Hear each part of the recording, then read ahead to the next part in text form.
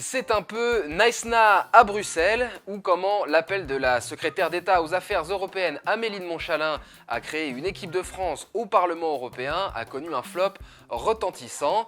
On décortique ça tout de suite dans ce nouvel épisode de Plus près des étoiles, le vlog européen de l'opinion.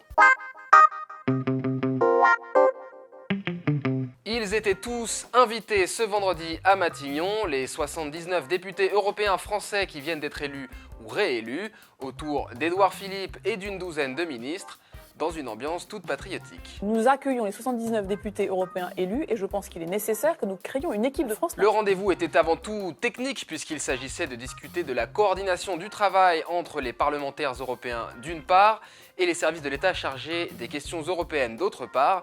Une pratique somme toute banale. Seulement voilà, l'affaire a très vite pris un tour politique et le gouvernement a dû essuyer une suite de refus. La tête de liste du Parti Socialiste et de Place Publique aux dernières élections, le nouvel eurodéputé Raphaël Glucksmann a décliné l'invitation sur Twitter. Pas question pour lui de se rendre à Matignon aux côtés des élus du Rassemblement National.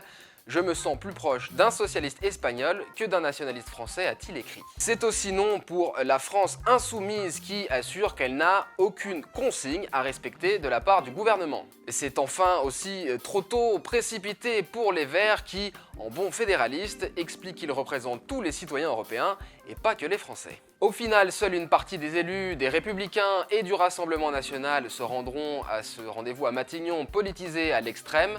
On aura bien le temps après de se plaindre de la baisse de l'influence française en Europe. Allez comprendre.